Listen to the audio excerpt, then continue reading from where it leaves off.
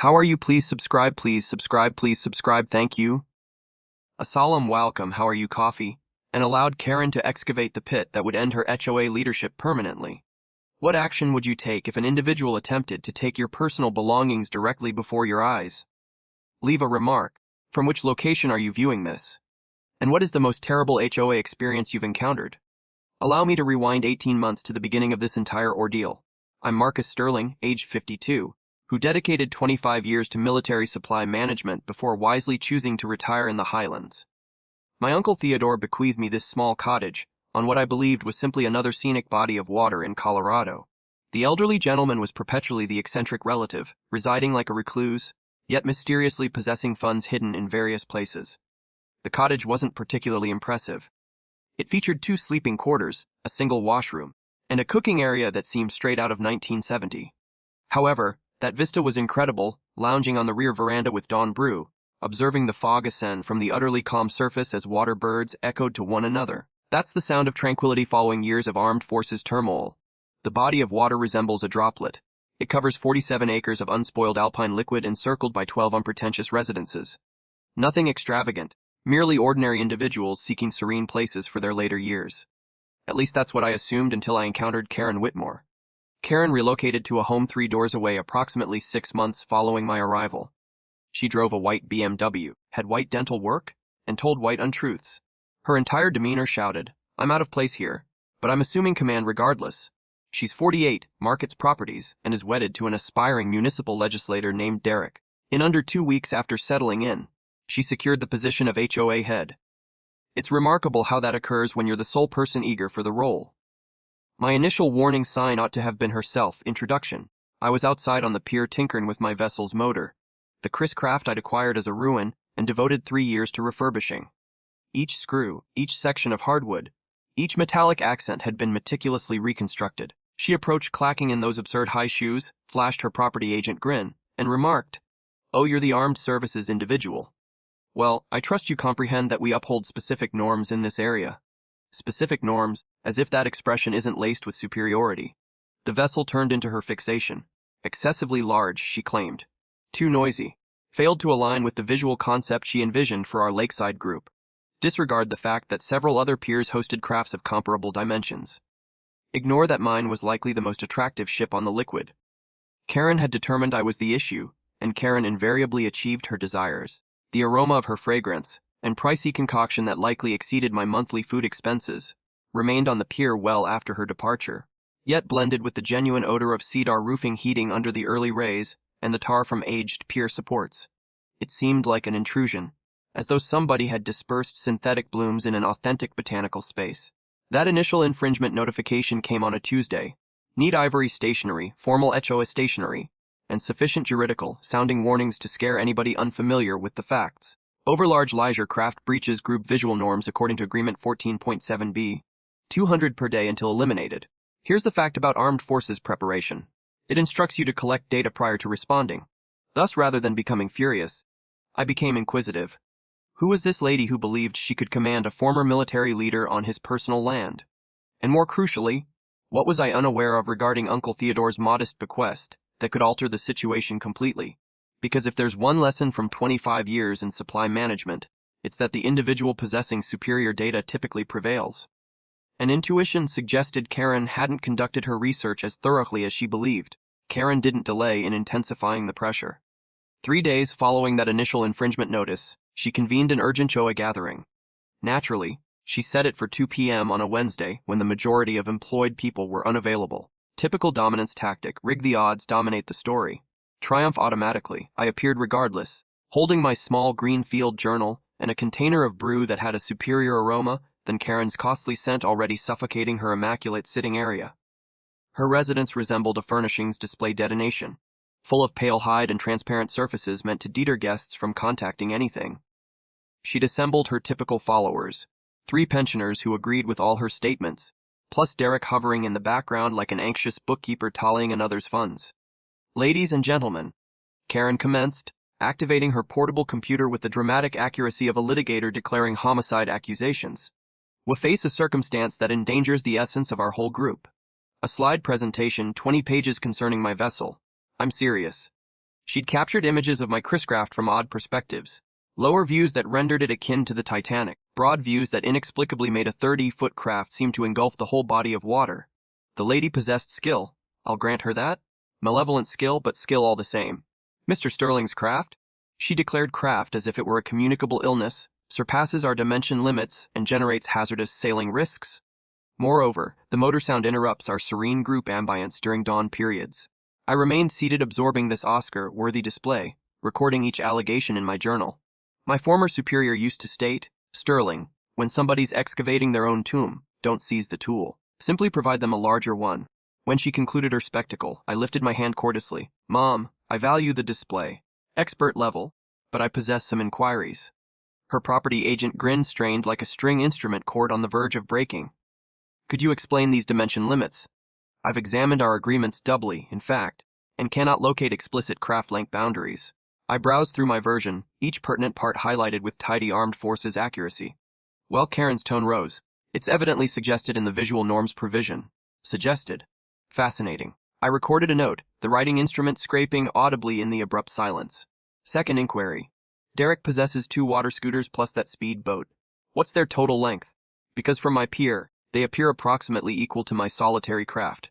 The noise of Derek's swallow was noticeable from the opposite side of the space. But this is where my 25 years handling armed forces administrators yielded benefits. I'd passed the morning at municipal offices, and administrators enjoy assisting former soldiers maneuver bureaucracy. Also, intriguing find at the license department today. Derek's pier edition. No request documented. That's truly a city rule breach necessitating prompt correction. Amusing how such matters resolve. Karen's lips parted and shut like a fish struggling in the vessel hold. How dare you probe? Just emulating your approach to group norms, Mom. Proper investigation and fair application. The sound of stones being crushed halted her stammering Betty James vintage book signaling support. Betty, 73. Instructed secondary English for 4 decades and could deconstruct adolescence debates with medical accuracy. Karen never had an opportunity. Apologies for the delay, dear. Betty stated, entering busily with handmade cinnamon cookies that rendered Karen's purchased treats appear like paperboard rounds. I was appreciating Marcus's vessel. It evokes the timeless ones from eras when items were constructed for durability rather than show. Then Betty inclined nearer, murmuring just sufficiently for the whole space. Theodore possessed containers of ancient documents in that cellar, juridical papers, maps, various intriguing background. Could be valuable to investigate at some point. I've gambled cards with high-ranking officers and builders. I recognize a giveaway when I observe one. The burst of alarm on Karen's countenance wasn't discreet. It was glaringly evident. Years afterward, I understood that instant instructed me something vital about combating oppressors who misuse formal authority. They're only powerful when you don't understand the regulations superior to them. Record all details, investigate further than they anticipate, and observe them collapse when their deceptions are exposed. The gathering concluded with Karen vowing to examine the issue additionally, and me vowing to assess all accessible records. But we both recognized this was merely the initial phase of a conflict she'd initiated without comprehending her adversary's credentials. Strolling home beneath dimming heavens, I could detect precipitation nearing across the peaks, that charged atmospheric odor that alerts of impending tempests. Intuition indicated Karen's slide display was just the initial electrical discharge prior to the genuine rumble commencing. Karen disliked having her deception revealed. In a week, she'd advanced from local drama to comprehensive conflict, and her initial action was recruiting external force. The municipal examiner appeared on a dull Tuesday dawn, notepad in grasp, and the tired look of a person who'd witnessed excessive minor resident conflicts. His name was Rodriguez, and he appeared like somebody who'd prefer any other location. Received a grievance about pier security breaches? He stated, avoiding eye contact. Unnamed report. Unnamed nonsense. Karen's BMW was stationed 3 residences away with an ideal sight of my land, and I could spot her outline in the driver's position. Device against her ear like a residential espionage agent. Rodriguez devoted 2 hours quantifying, imaging, and examining each fastener on my pier. The dawn light warmed the wooden boards beneath us, emitting that authentic timber aroma that recalled why I developed affection for this spot. When he completed, he shook his head. All complies with regulations. Superior to regulations, in truth. Whoever constructed this understood their task. He stopped, glancing toward Karen's vehicle. Off the record, Mr. Sterling, I received numerous such reports. Typically indicates somebody has a private grievance they're attempting to formalize. Following his exit, I discovered a packet attached to my entrance. Within was a request concerned locals demand prompt measures concerning dangerous water vehicle with precisely 7 endorsements. Karen's elegant handwriting led the roster, trailed by Derek's uneasy scribble and 5 others I identified from her small tea gathering. But the intriguing aspect wasn't the signatories. It was the phrasing. Karen had portrayed me as a passing dweller with short-term armed forces advantages who introduced an unreliable factor to our founded group. The lady was essentially announcing her biases in juridical terms. My device began sounding that afternoon. Initially Betty, then Phil Koslock from 2 entrances away, then Mrs. Patterson from opposite the body of water. Each had been visited by Karen posing directed queries about my history, and if they felt secure with my vessel and the liquid. "She's informing folks you're some sort of trauma sufferer," Betty conveyed, her educator tone keen with outrage. "Claims armed forces individuals can be erratic and your vessel is likely recompense for mental problems." That night, I lounged on my rear veranda and my portable computer, delving profoundly into open archives. If Karen desired to act as detective, I could participate in that activity as well. And what I uncovered was captivating.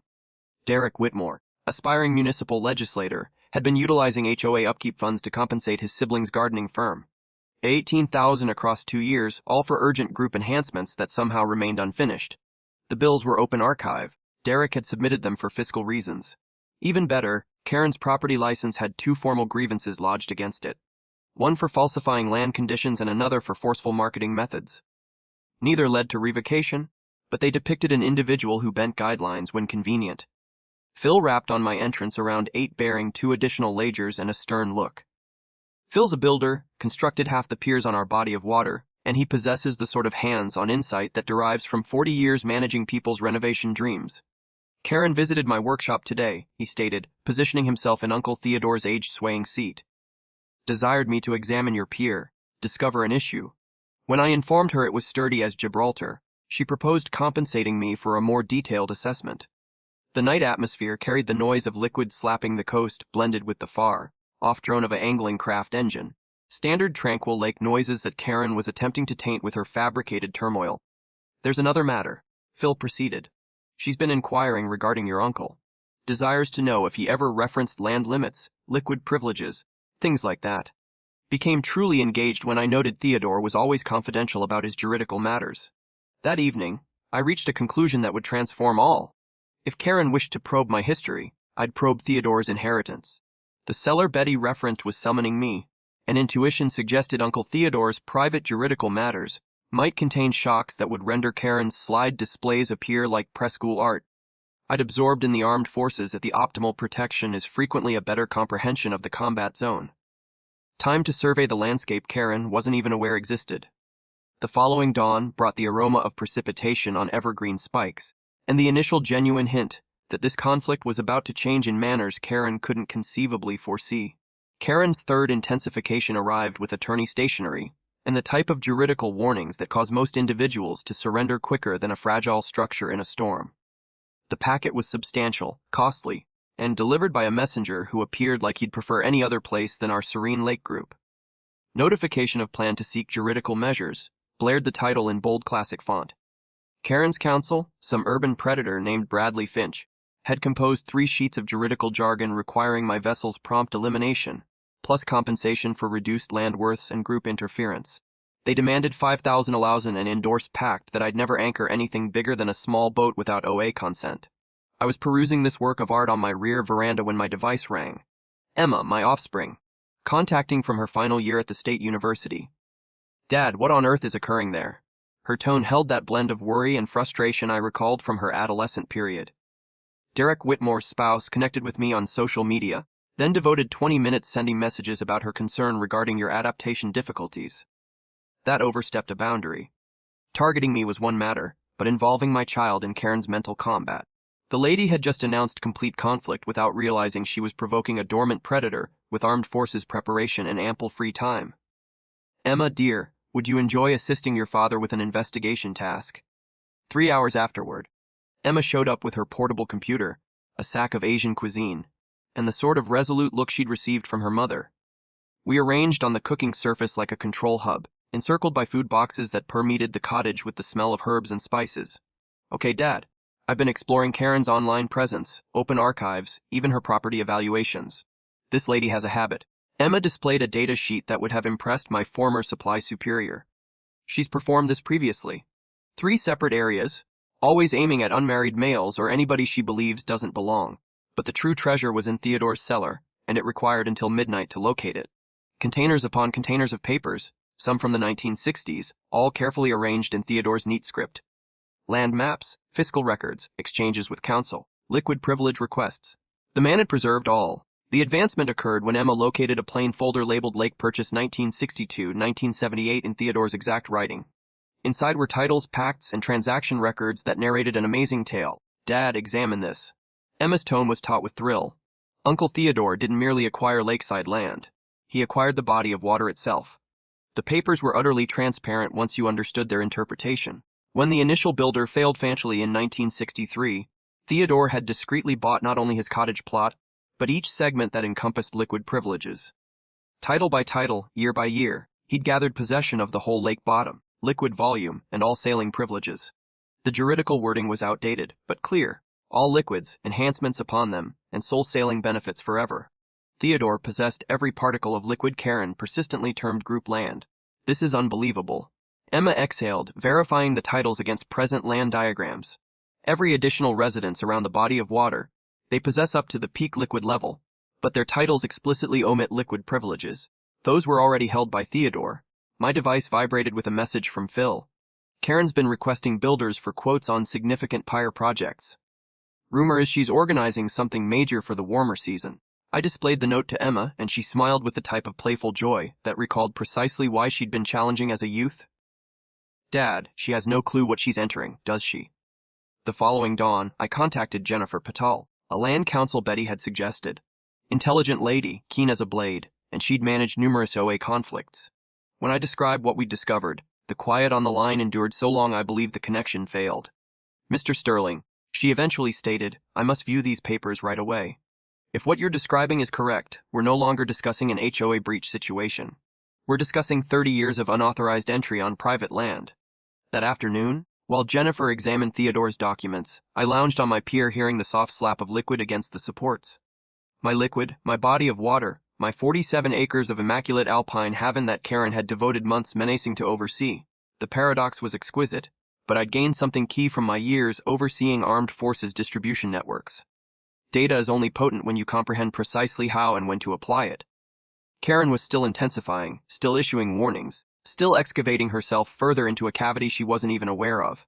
Time to permit her to continue excavating while I readied the ideal instant to demonstrate just how profound that cavity truly was. Jennifer Patel contacted me at 70:30 the next dawn, and I could detect the thrill sparking through the line like electrical discharge before a downpour. Marcus, you need to take a seat for this. Her tone possessed that scarcely restrained vigor counsel acquire when they encounter a matter that'll advance their profession. I've devoted the entire night with a land law expert, verifying every paper in Theodore's assortment against current regional archives. I filled my mug with brew and positioned myself in Uncle Theodore's aged cooking seat, the one that squeaked in precisely the same location it had when I was 12 visiting for summer breaks. Your uncle wasn't merely peculiar, Jennifer proceeded. He was a tactical mastermind. Between 1962 and 1978, he methodically obtained every single liquid privilege segment linked to this body of water. Not just his own land, all of them. The dawn light was pouring through my cooking window, projecting shadows that moved across Theodore's carefully arranged juridical files distributed over my surface. 40 years of meticulous strategy outlined in plain folders and duplicate pacts. Here's what transpired, Jennifer clarified. When Pinewood Development financially in 1963, they had to sell assets rapidly. Most purchasers concentrated on the prized lakeside plots, but Theodore perceived something unique. He acquired the liquid privilege segments deemed valueless then for minimal cost. I could envision him accomplishing it, too. Theodore had always been the family outlier, the person who gathered stamps and constructed detailed miniature railways in his storage. Turns out he was also silently compiling one of the most prized private liquid assets in Colorado. Every following land transaction around the body of water specifically omitted liquid privileges because they'd already been transferred to Theodore. The purchasers obtained lovely lakeside residences, but the body of water itself that stayed Theodore's personal land. The consequences struck me like a cargo locomotive filled with irony. Karen had devoted months menacing to manage my utilization of group liquids, when every particle of that liquid lawfully belonged to me. She'd been positioned on my pier, yelling about my vessel and my body of water while menacing to litigate me for utilizing my own land. Jennifer, what precisely does this signify in functional terms? It signifies, she stated with evident contentment, that every pier, every craft berth, every bathing zone, every angling location, they all reside on your private land by your kindness and forbearance. The HOA possesses no jurisdiction over lake pursuits because the HOA doesn't hold any portion of the body of water. Through my window, I could observe Karen's white BMW entering her driveway. She emerged dressed in her authority outfit, likely heading to another property meeting, where she'd portray herself as a group guide safeguarding land values, if only she comprehended how profoundly mistaken she was about whose land she was attempting to safeguard. There's additional, Jennifer proceeded. Your uncle was evidently a silent protector of nature. He submitted initial documents for a protection agreement, but never finalized it. That indicates he desired to safeguard the body of water's natural condition while retaining juridical oversight. The elements were aligning like a mystery I'd been solving without viewing the image. Theodore's basic way of life, his status as a recluse, his enigmatic monetary assets. He'd been discreetly managing a natural asset while permitting the group to enjoy it casually. So juridically I allowed the statement to linger. Juridically, you could prohibit every craft, shut every pier, and forbid any liquid entry by anyone besides yourself. Today, this afternoon, immediately, Jennifer halted for emphasis. Or you could employ this information more tactically. The brew had cooled in my cup, but I was unconcerned. 30 years of group presumptions were about to clash with 40 years of silent juridical strategy. Karen's halt and stop notices abruptly appeared like traffic citations composed by somebody who didn't possess the lot. Jennifer, I require time to contemplate this. Take whatever time you need, Marcus, but recall, knowledge is only strength when you comprehend how to apply it. An intuition tells me Karen's not finished intensifying yet. She was correct, naturally. Karen had announced conflict on someone she believed was just another pensioner she could intimidate into obedience. She had no notion she'd selected a battle with the one individual who juridically possessed everything she was attempting to oversee. The following 48 hours felt like readying for an armed forces mission.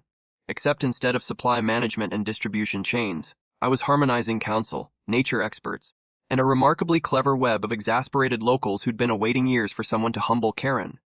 Jennifer showed up Wednesday dawn with backups. David Kim, a nature counsel who focused on liquid privileges, and Colonel Sarah Rodriguez, my former legal officer companion who'd retired to Denver and owed me a service from our Kosovo period. Sarah examined Theodore's papers once and emitted a low whistle. Sterling, your uncle just provided you the juridical parallel of an atomic device. Question is, do you wish to demolish the metropolis or just eliminate one irritating autocrat? We distributed everything across my eating surface surveys, titles, nature assessments, and an expanding pile of records about Karen's progressively frantic actions. The cottage aroma was strong brew, and the type of concentrated focus that emerges when intelligent individuals address a complicated issue. Here's what we understand, Jennifer started, indicating a hue-coded diagram David had ready. Marcus holds 100% of the body of water. Bottom, liquid volume, sailing privileges, all. Every pier exists by his approval. Every craft launches with his forbearance. Every landholder around this body of water has been unauthorized on his liquid for 30 years. David inclined forward, his nature knowledge adding another aspect. But here's the wonderful element. Theodore's protection studies show this body of water is immaculate. No contamination, no foreign organisms, ideal system equilibrium. Marcus could establish a protection agreement that safeguards the surroundings while preserving group entry. Sarah, always the planner, was already considering 3 steps forward. The question isn't what you can accomplish juridically. It's what you should accomplish practically. Karen's intensifying because she believes she's handling a standard resident conflict. Time to demonstrate she's been engaging in checkers while you inherited a chess arrangement. Emma had traveled from school with her portable computer, and that resolute look she acquires when someone's being unjust to those she values. She'd been tracking Karen's online efforts, recording every falsehood and overstatement. Dad, examine this. She rotated her display toward us. Karen's been sharing in area HOA online groups, depicting you as some sort of unstable former soldier who's menacing a tranquil group. She's got 3 other HOA leaders offering to affirm about the risks of permitting armed forces individuals to reside in housing zones. The sheer unpleasantness of it impacted me like a strike. This wasn't about craft dimensions or group norms. This was about Karen's biases against anyone who didn't match her limited view of suitable locals. The lady had transformed her personal prejudices into a campaign, and she was enlisting supporters who shared her distorted outlook. That actually assists us, Sarah noted with the detached computation of someone who'd litigated war offenses. Bias based on armed forces status breaches national housing equity laws. She's not just incorrect about the land privileges, she's generating civil liberties breaches. Phil rapped on the entrance around midday, bearing food from the eatery and a stern report from his builder Webb. Karen's spouse obtained licenses for a major pier expansion, discussing a craft elevator that'll manage a 40ft luxury boat. Suppose the dimension limits don't apply to individuals named Whitmore.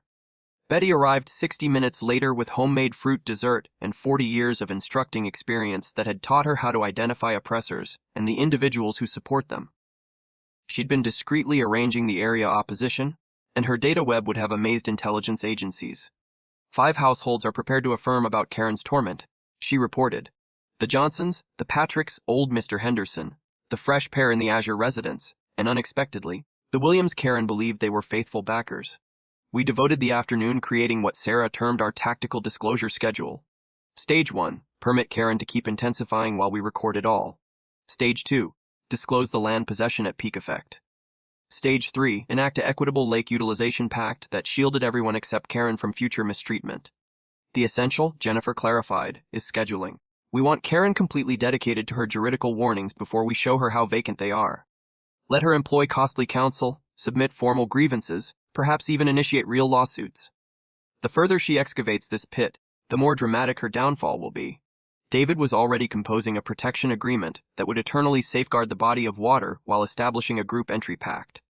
This way, Marcus retains possession, but assures sensible utilization privileges for all present dwellers. Future purchasers will know precisely what they're acquiring. Lakeside land with specified liquid entry benefits. As the sun descended over my body of water, and the reminder that it was literally my body of water still provided me a small excitement, I surveyed the surface at this unlikely conflict council. A land council, a nature expert, a former armed forces litigator, my talented offspring, and a web of locals who'd finally discovered someone willing to confront an oppressor. We possessed superior data, better juridical stance, and the type of justified fury that comes from observing someone misuse authority they never truly held. Karen had no notion what was about to strike her, but she was about to discover that sometimes the silent local you undervalue is the one who possesses everything you're attempting to oversee. Karen's subsequent action arrived with the finesse of an explosive in a quiet space.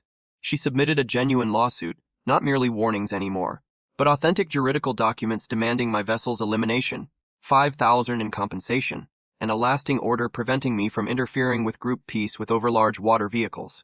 Bradley Finch, her urban predator, had created a masterpiece of juridical invention. According to his submission, my craft generated sailing risks in public liquids, caused sound contamination during group silent periods, and represented optical ugliness inconsistent with founded area essence. The man had a talent for making a superbly refurbished Chris-craft sound like a drifting waste barge. But the actual surprise was hidden in Sheet 4. They were asserting adverse holding privileges to the body of water based on 30 years of ongoing group utilization. Karen wasn't just attempting to oversee my vessel. She was trying to juridically take my body of water through a loophole that would have made a frontier land grabber proud. Emma located the submission online within hours of its presentation. Dad, she's gone completely extreme. This isn't local torment anymore. This is attempted theft of land worth probably $2 million. The dawn after the lawsuit reached, I awoke to find sweetener in my vessel's fuel container. Not sufficient to ruin the motor, but enough to cause costly harm if I'd actually activated it. The sugary aroma mixed with fuel created a sickening blend that reminded me of disruption methods I'd observed in conflict zones.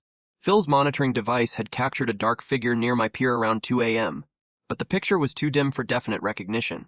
Still, the posture seemed known. Derek's anxious gait was quite unique, even in fuzzy dark vision recording. This is advancing beyond land conflicts, Sarah noted when I contacted her with the update. Destruction alters all. Submit a law enforcement report, get everything recorded, and consider this a benefit. They're generating criminal proof while we're readying to demolish their civil matter. Investigator Morrison from the Regional Law Office devoted an hour imaging the fuel container, gathering examples, and taking my account. He possessed the tired expertise of someone who'd witnessed too many local conflicts turn nasty. But something about the sweetener trick seemed to spark his curiosity. Amusing thing about fuel system disruption, he stated, securing the fuel cover back. Most individuals don't realize sweetener actually melts in fuel.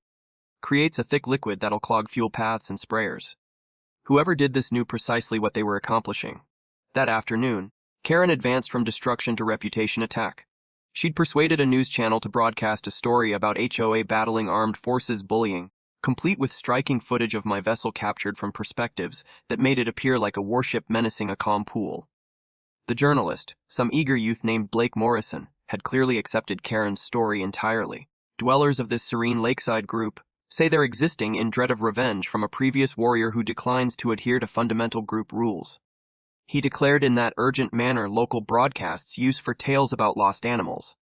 They questioned Karen on her immaculate pier wearing a pale summer garment that almost shone against the shadowy liquid behind her.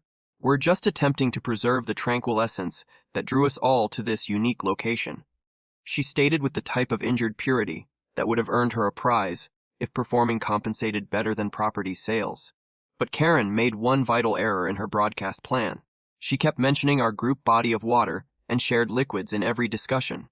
Each time she used those terms, she was generating proof that she believed the body of water was public land. Proof that would appear quite foolish when Jennifer disclosed the real possession situation. Emma had been tracking online responses to the news tale, and the remark area was harsh.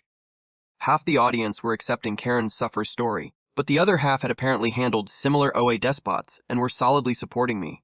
Examine this one, Dad. Emma stated, browsing through social replies. I hope this former soldier informs that HOA sorceress precisely where she can insert her vessel rules. These individuals have no concept what genuine issues resemble. This person has 3,000 approvals. Phil visited that night with 2 pieces of data that made my day significantly more engaging. First, his builder Webb had uncovered that Derek's pier expansion licenses were based on falsified land limits. He'd somehow persuaded the municipality that his plot stretched 10 further into the body of water than it truly did. Second, and more importantly, Karen had been searching for lakeside land in another area. Large costly areas with private body of water entry and no HOA limits. The lady was already planning her departure tactic while simultaneously attempting to ruin mine. She's in distress, Phil noted, positioning himself in Theodore's aged veranda rocker with a ledger. All this juridical performance, the broadcast effort, the destruction. It's the conduct of someone who knows they're losing oversight and doesn't comprehend why. That night, I lounged on my pier, hearing the soft slap of liquid against the supports and observing illuminations flicker on in residences around the coast. Tomorrow, Karen would probably intensify again. More lawsuits, more broadcast discussions, maybe more disruption efforts. She was descending toward total desperation, and desperate individuals commit disastrous errors. From a purely tactical viewpoint, I almost pitied her. Karen had announced conflict without bothering to survey the combat zone, and she was about to uncover that sometimes the silent local you undervalue is the one holding all the elements you thought you were competing for. Karen's ultimate frantic maneuver arrived enclosed in formal HOA stationery, and the type of juridical wording that screams desperate attempt from someone who's already defeated. She was convening an urgent board gathering with an employed recorder, her urban council, and enough stage drama to make theater envious. The summons reached by verified post on a Friday requiring my presence at an official corrective session the subsequent Tuesday. According to the alert, I was being accused of deliberate breach of group pacts, torment of board participants, and my personal top, behavior unsuitable for a group dweller. Emma chuckled so intensely when she read that final one that she almost suffocated on her brew. Behavior unsuitable. What is this, a military trial? Did she really just attempt to use armed forces corrective wording against a genuine former soldier? But the true humor treasure was buried in the gathering plan. Karen had summoned municipal legislator Patrick Hayes, regional official Linda Rodriguez, and that eager journalist Blake Morrison to observe her responsibility display.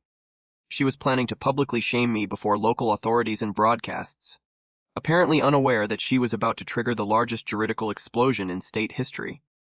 The inducement effort came Sunday evening, delivered by Karen's most devoted backer, an anxious property agent named Cheryl, who'd clearly been assigned this specific task. She rapped on my entrance at 8:00 p.m., grasping a packet and wearing the look of someone compelled to handle a dangerous creature. Marcus, she faltered. Karen desired me to deliver this. It's a resolution proposal. She's willing to abandon all if you just consent to anchor your vessel elsewhere. There's even funds included. Inside the packet was a bank draft for 5,000 and a pre-composed pact that would have prohibited me from maintaining any watercraft over 20 feet on group liquids. The document also included a secrecy provision preventing me from discussing the resolution talks with other dwellers. I looked at Cheryl, who was perspiring despite the cool Highland evening atmosphere. Inform Karen I value the proposal, but I'm afraid I can't accept it. She said you might state that. Cheryl's tone dropped to a murmur. She also said to inform you that battling authorities never concludes well for anyone. That was engaging. Karen was menacing to use her spouse's links to complicate my life through formal paths. Too bad she didn't realize that menacing a landholder with government revenge creates an entirely different class of juridical issues. Monday brought news that Karen had persuaded the state nature agency to probe potential body of water pollution from craft fuel systems. Some unnamed informer. I wonder who had reported suspicious smells and possible oil release from my pier zone. The examiner who appeared was a capable lady named Dr. Sarah Jamie, who took her role seriously and didn't appreciate her time being squandered on obvious grudges. She devoted 2 hours testing liquid samples, imaging my vessel's fuel systems, and recording the immaculate condition of everything she inspected. Mr. Sterling, she stated as she stored her testing tools. I've been performing this for 15 years, and this is one of the purest private piers I've ever examined. Whoever submitted this grievance was either severely mistaken or intentionally harmful. Her assessment would become part of the formal record. Another element of proof showing Karen's habit of submitting false grievances to torment someone she couldn't oversee through legitimate means. That evening, Phil brought troubling news from his builder web. Derek had been discreetly requesting offers for major pier changes that would require eliminating part of my land's coastal buffer. The designs showed a craft elevator capable of managing a 40-foot luxury boat, plus a drifting pier system that stretched 50 feet into the body of water. The licenses are deceptive, Phil clarified, distributing the plans across my cooking surface. They claim the work is occurring on Whitmore land, but examine these positions. Half of this building would be on your territory, and about 30 feet of it extends over areas where Derek has no juridical privileges whatsoever. Betty arrived with fruit pastries and data from her web of retired educators who turned local surveillance into an accurate operation. Karen's been making calls to every builder in 3 regions, trying to find someone willing to affirm that your vessel is dangerous. When that didn't succeed, she started offering monetary payments for specialist views about sailing risks. The habit was transparent. Karen had moved from torment to deception to inducement to nature false reporting. She was methodically breaching multiple regional and national laws while attempting to take land worth millions of dollars. All because she couldn't accept that someone had refused her. Tuesday dawn broke fresh and clear with that transparent Highland atmosphere that makes everything seem more defined and concentrated. I could hear Karen's tone floating across the liquid as she guided the arrangement for her responsibility display, placing recorders and organizing seats like a litigator preparing for a severe case. What she didn't know was that Jennifer, Sarah, and David were already positioned, equipped with 40 years of juridical records and a land possession disclosure that would turn her staged performance into the most dramatic public shame in HOA history. The noise of vehicles arriving at the group hub mixed with the soft slap of liquid against my pier. My pier on my body of water, where Karen had been unauthorized every time she came to menace me about breaching rules she had no jurisdiction to enforce. Time to demonstrate her exactly how severely she'd erred. The group hub hummed with the type of charged strain that comes right before someone's existence detonates in dramatic fashion. Karen had changed the modest assembly space into her personal tribunal, complete with a recorder's surface, expert illumination for the news recorder, and enough collapsible seats to fit what appeared like half the region. She'd placed herself behind the HO board surface like a magistrate, supported by her costly counsel, Bradley Finch, and Derek, who kept anxiously modifying his neckwear. Municipal Legislator Hayes sat in the leading row with official Rodriguez, both wearing the tolerant looks of leaders fulfilling obligations they'd prefer to ignore. The assembly was larger than anticipated. Word had circulated through Phil's builder web, Betty's educator group, and Emma's online effort. 43 individuals crammed into a space designed for 20, creating a barrier of observers that would make Karen's shame utterly memorable. I entered at precisely 700 with Jennifer, Sarah, and David supporting me like the juridical version of elite troops. Jennifer carried a hide case that contained 40 years of Theodore's carefully arranged records, while Sarah had a plain folder substantial enough to overwhelm an animal.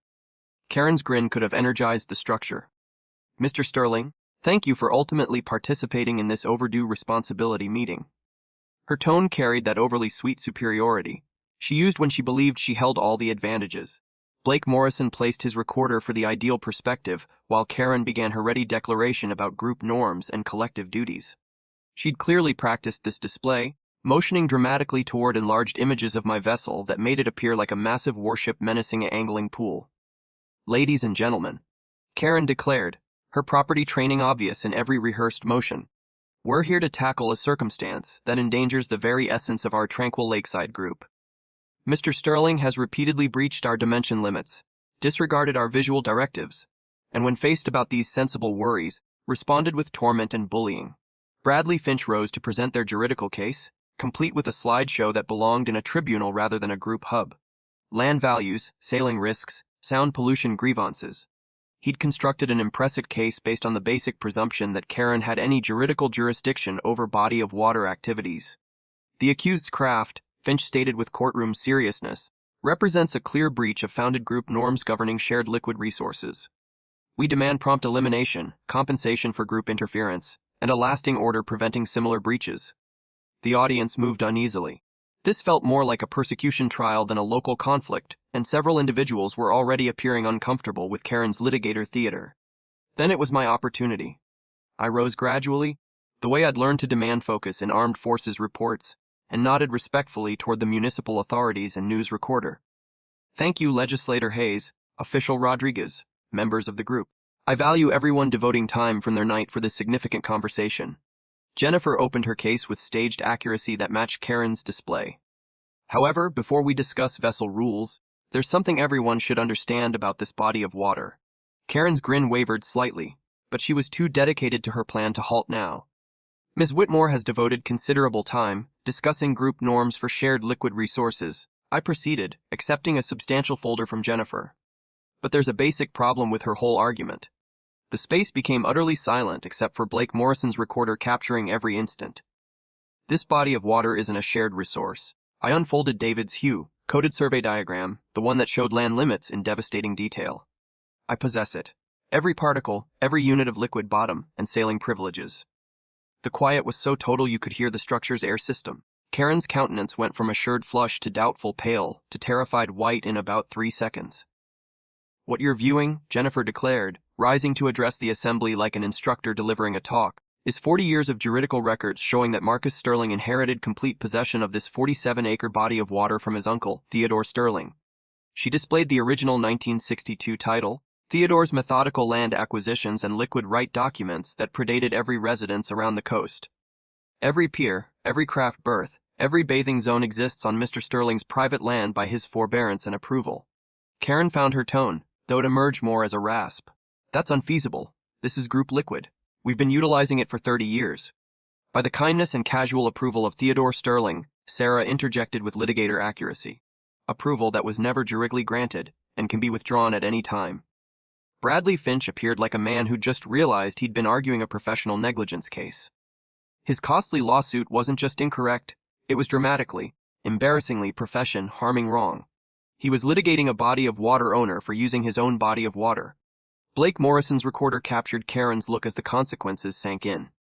Every rule she'd tried to enforce, every warning she'd made, every breach notice she'd composed, all of it was based on jurisdiction she never held over land she didn't possess.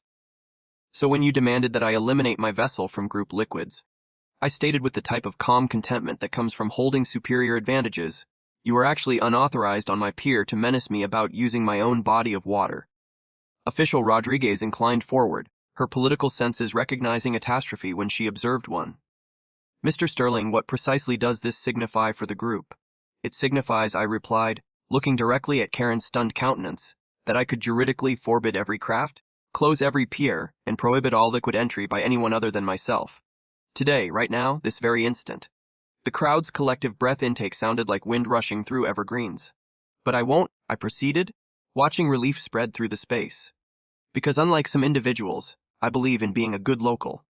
Karen's shame was complete, captured in high clarity by Blake Morrison's recorder and observed by half the region. She'd announced conflict on someone who possessed everything she was attempting to oversee, using jurisdiction she never held to regulate land that belonged to her target.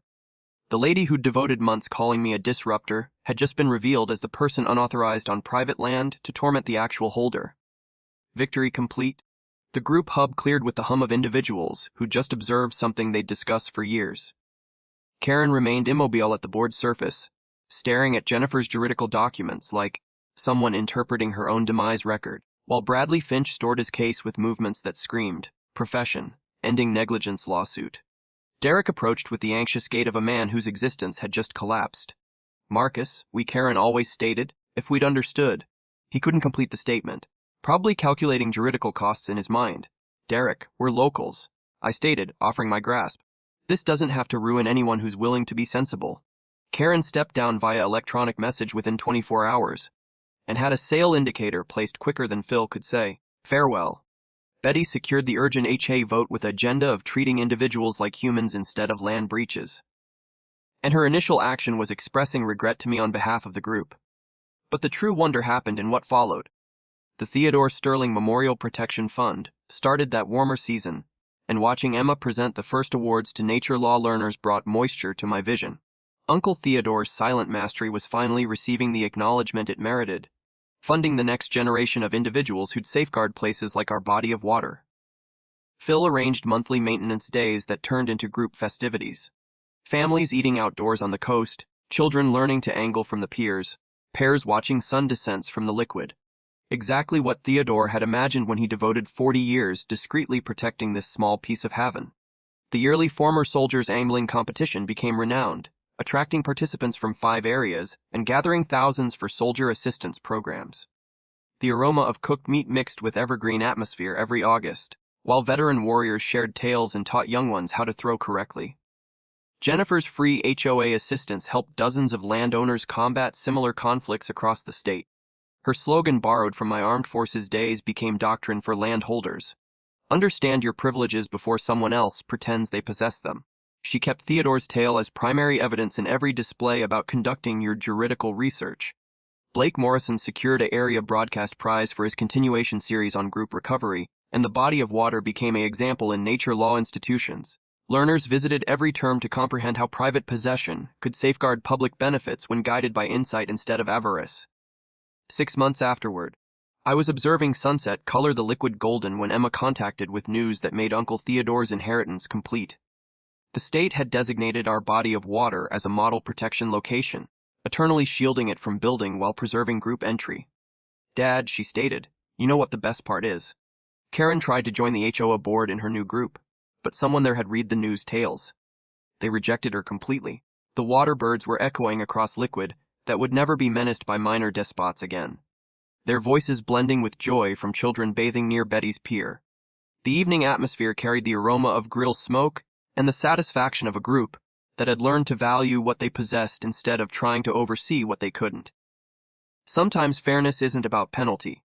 It's about constructing some so lovely that the individuals who tried to ruin it become insignificant notes in a much superior tale.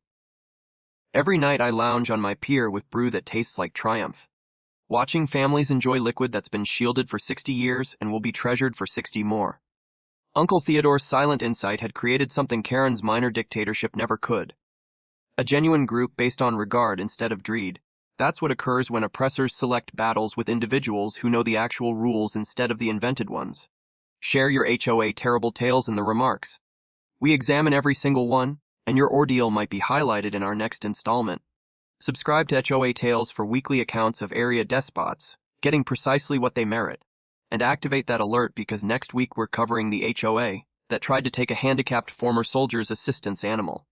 Believe me, you won't accept how dramatically that failed. You've been viewing HOA Stories, where arrogant individuals get a dose of reality. If this installment gave you indirect anger or contentment, approve it, leave your opinion in the remarks, and subscribe so you're first for more weekly HOA disorder. Us.